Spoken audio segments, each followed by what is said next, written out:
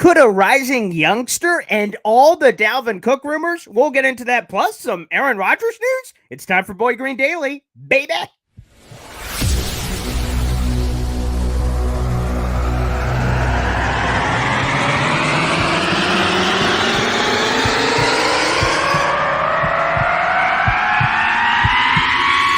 Zoinks! It is unequivocally the Super Bowl for New York Jet fans. Field Yates, baby. Field gosh darn Yates. Let's bring him on the show. Come on, people. Connor Rodgers is joining the show. What's up, Connor? But Trevor gosh darn Sycamore, baby, for me, personally, my favorite New York Jet of all time. Wow, it's great to be on. What an intro that was right there. Paul, nobody does an intro like you, man. Paul, you give the best intro of literally any podcast that I've ever been. I'm gonna lose my gosh darn bananas.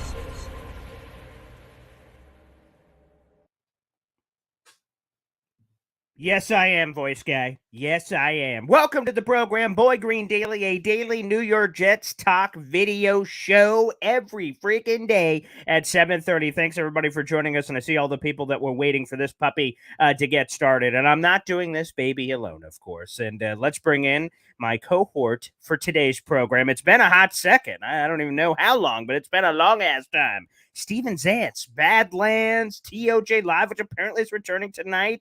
Interesting timing on that one, so let's bring him in. Steven, welcome to the show. Good morning, Paul. I appreciate you having me on. You are also the king of intros, as I saw when I was watching your intro right here. This is true, although I think you may need to update your Twitter bio, Steven. If I may give you a suggestion. I'll think about it. Well, here it is. I'll tell you right now what it is. You're the most hated man on Jets Twitter. I don't know if you were aware of this. Let's throw this up on the screen. And I think we all know why. So yes. Here it is. For people who don't know, of course, the Jets throwback uniforms came out earlier this week. And for a lot of people, they got the notice once they made a purchase of one of these beautiful jerseys that, hey, man, could be getting in October, maybe September, August, perhaps. Steven Zantz, I get it tomorrow, you bastards. So as I look through some of the replies here, this is Steven, boy. NYJ Matt says, do you live next to the distributor? Someone saying, I'm hoping it comes by August 25th. That was fast, LOL. I mean, you're going through some of these, like, Steven, first off, I thought we were friends because I'm still waiting for my jersey to get here. So do you know a guy who knows a guy who knows another guy? What's going on here?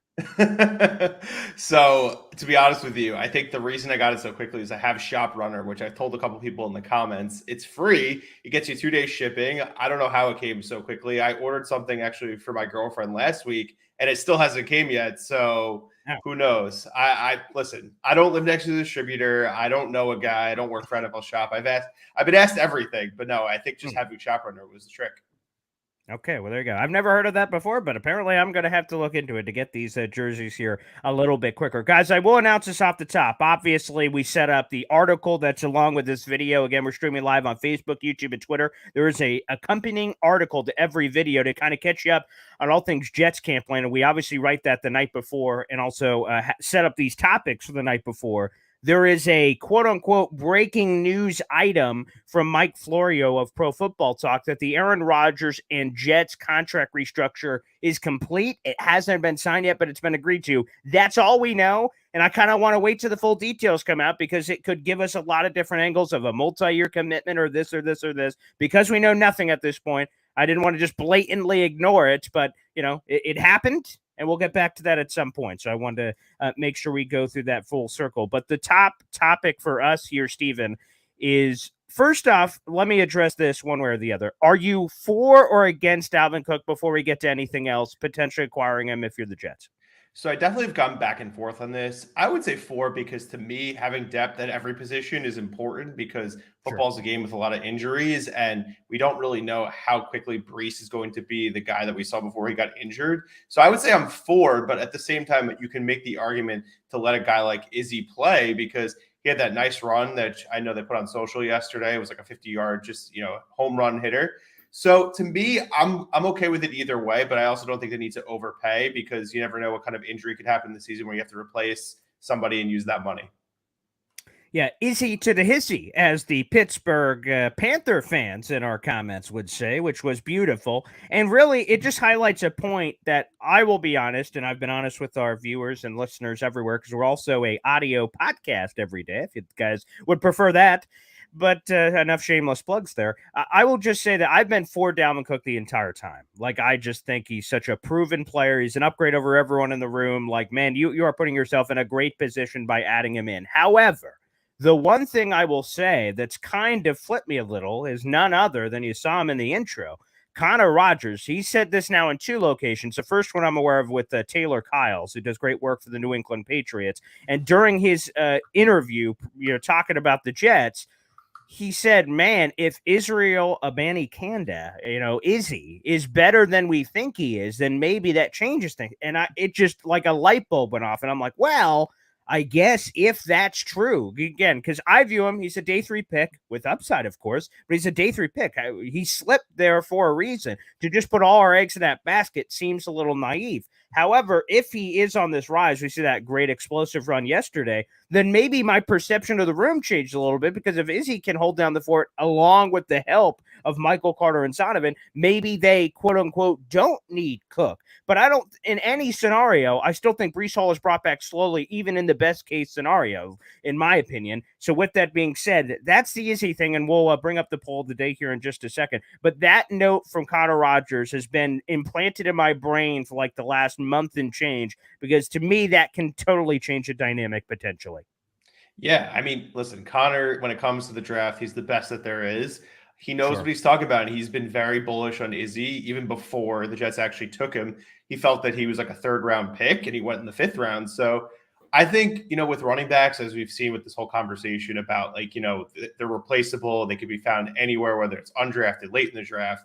You never know. Sometimes you could strike gold with somebody, on day 3. And look, he's not being asked to be the bell cow at any point. They still have Michael Carter, who can handle a lot of the bulk work in the beginning. Who I will say, after being at camp on Saturday, looked really good. And I think he's going to develop a nice rapport with Rodgers as a receiver. So I think people are sleeping on him. I know he had a down year last year, and he even admitted as much yesterday in his presser. So I think the Jets are fine. But listen, if they sign Dalvin Cook, I'm not going to be upset.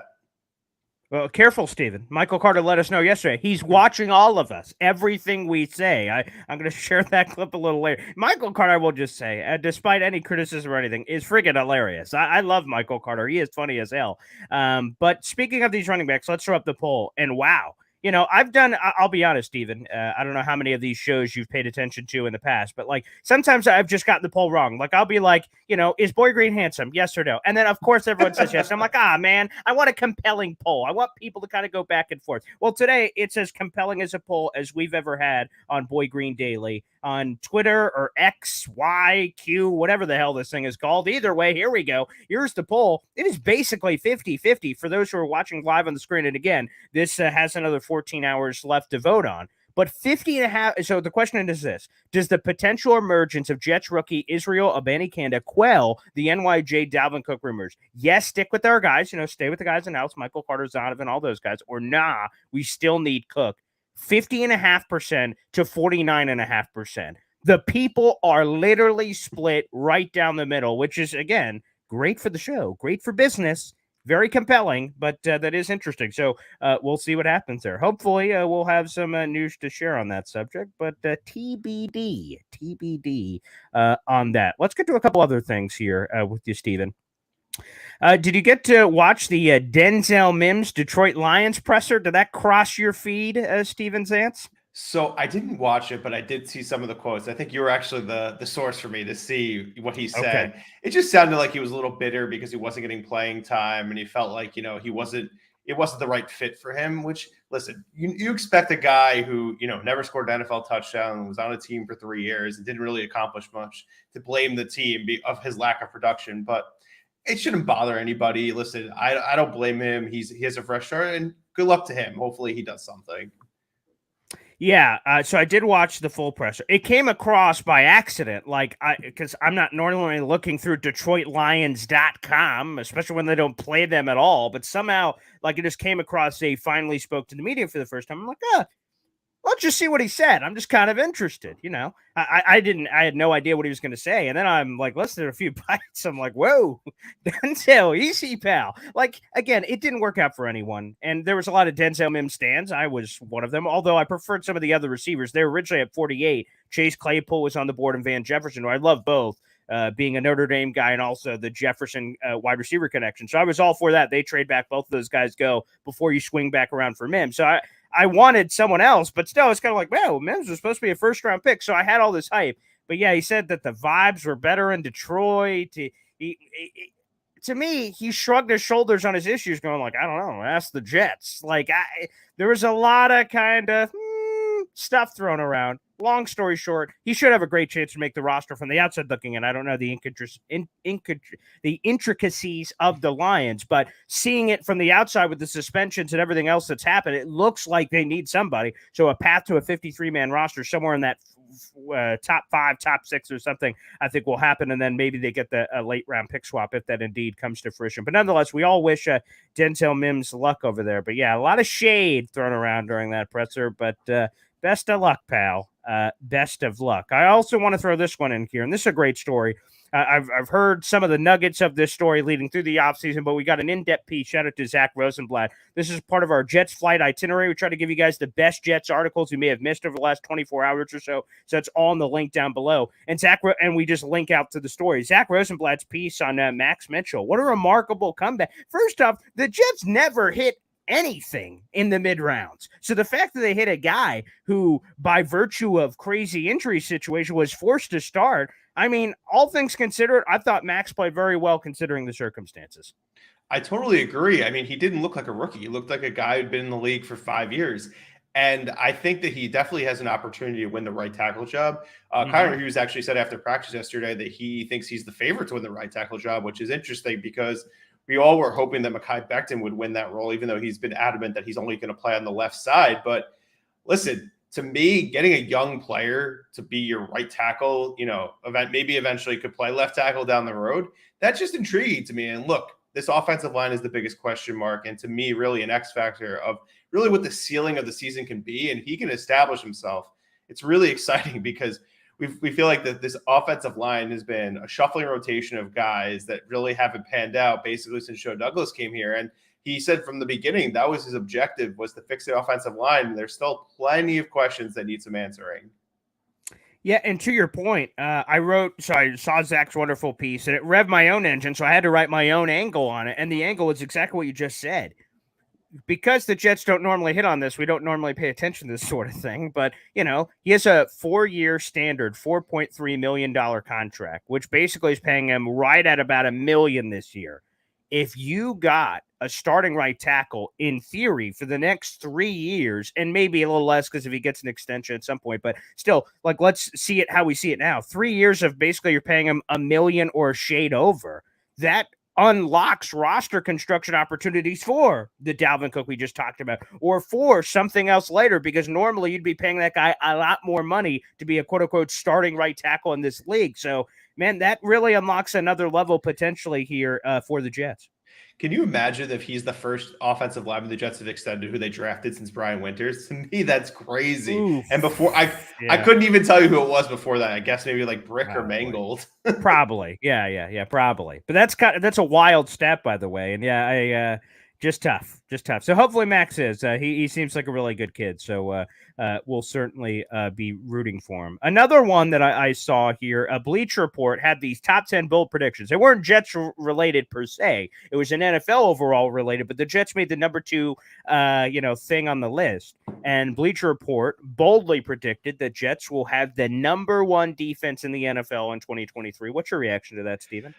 I mean, it's definitely bold, as the title of the article said, but it's not unrealistic. I mean, they were a top defense last year, but the one thing that would cause me pause on that is that, there's going to be some regression from an injury perspective. The Jets are fortunate to be very healthy on the defensive side of the ball, and we all know that that's not sustainable year to year. So to me, that would be where I would have some pause, but I don't think it's like completely out of the question.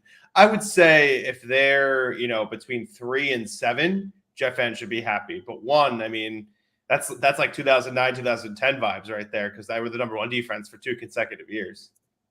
It's a fair point what you made about injuries. I will play devil's advocate and push it back to you, just kind of interestingly. So if there is a regression with injuries, which would be a natural thing to happen, what about turnovers? With them being kind of hot at the beginning of the year and then completely falling off, if that flips, does that just steady the boat and they're still 4, or does that flip it to the other side and allow that potential for increase? So I do think that there's variance with that, and I think that the Jets will force more turnovers.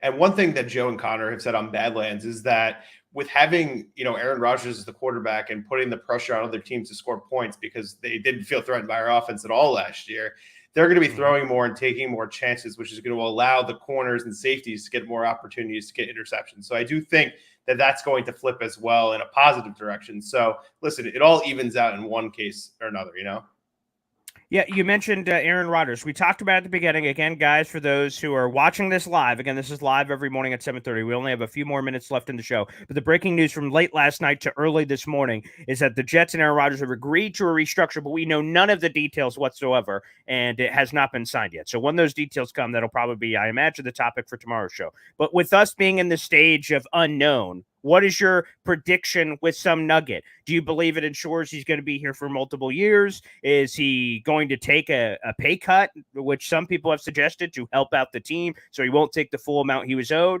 Give me a prediction on what you believe, or the other side of it, maybe more. I don't know. So what's a prediction for that? So I think you hit it on the head right there. I think that he does play multiple years. I would say 2 is probably where it nets out, but he made it seem like if they won the Super Bowl this year, he maybe would retire. But there's also, the urge to try to run it back and defend the Super Bowl championship. But I think it's that, and I think he takes a massive pay cut because, listen, the guy's made so much money. I don't think he needs to worry about it.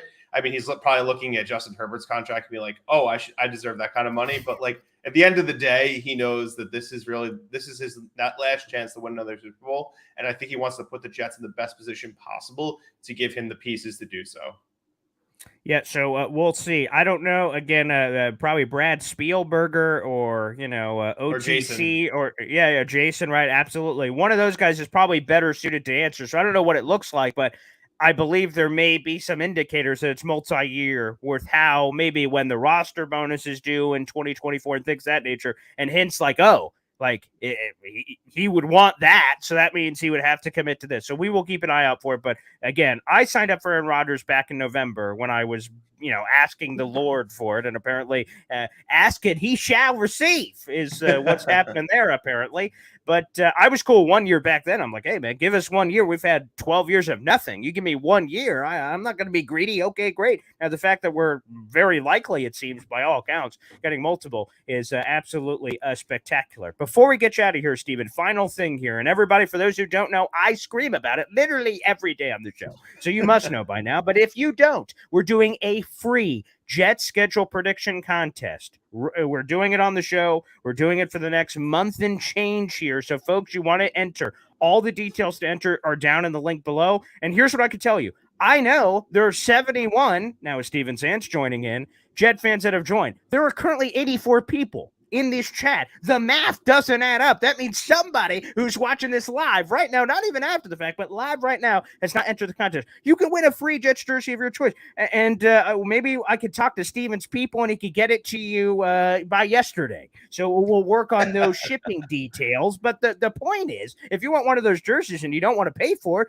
then enter our free contest below. I'm reaching into my own pocket to give a Jets jersey to some lucky Jets fan out there. All the details are below. All you have to do is this. Tell me who the Jets are going to beat this year, who they're going to lose to, and their final regular season record. A lot of people are going just kind of, hey, week 1, 2, 3, 4, 5, and that's a simple way to do it. Do it that way. Other people have done it the other way. I don't care. Just do it in some form or fashion that we can understand, and you're entered into the contest. Again, as soon as the NFL season starts, the contest is over. So get it in now. Don't wait. And with that being said, we go to you, Steven, to wrap up here. You just punched your thing in, and you have an 11-win season, which would be the second most wins the Jets have ever had in a regular season in history. Talk to us about it.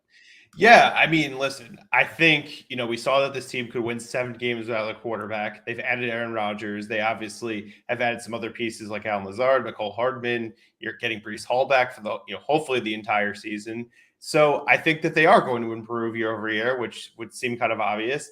I think, they're going to take advantage of like a soft part of the schedule. I think they're going to start out 4-2. I think that they lose to Kansas City at home on Sunday Night Football, and they also lose to Philadelphia, which seems like is a never-ending task for them because they can never beat them. But I do think that they're going to beat the Giants. They're going to beat Dallas. New England, they're going to sweep finally after not having beaten them since 2015. We're going to get that sweep that we've been asking for. But I do think the tough game down the stretch when they get, to the last month of the season will be Cleveland on Thursday night. Just short week. I think that that's an opportunity for them to maybe, just slip up a little bit. And I think week 18 is interesting because they could have potentially clinched a playoff spot already, so they may not be playing for anything. But no, if I know the Jets like I do, I think that they'll want to win that game no matter what because it's New England. I love it. Well, Steven, thank you so much for joining the show. Before we get you out of here, quick plugs. We also have it linked inside the article down below as well. But plug us for what you have going on tonight, wink, and also in general. Yes. So as you can see, contributor to Badlands. If you've been following me for the past few years, co-host of Turn on the Jets Live, our live YouTube show that's part of the Badlands Turn on the Jets world. So Steven Russo is my co-host. We'll be going live tonight at 8:30 Eastern Standard Time on YouTube. It also will be on Apple, Spotify, and Amazon podcasts tomorrow. So yeah, just follow me on Twitter as well at @Zance, and maybe I'll give you guys some advice how to get a Garrett Wilson throwback a little bit faster. Maybe. Okay. I'm sold, baby. Hit that follow button. Boom, boom, boom on Twitter X or whatever the hell it's called now. But either way, everybody, thanks for joining us for Boy Green Daily. I'll be back tomorrow morning at 7:30. Take care, Steven. Thanks for joining us, man. Of course. Thanks, Paul. Appreciate it. There he is.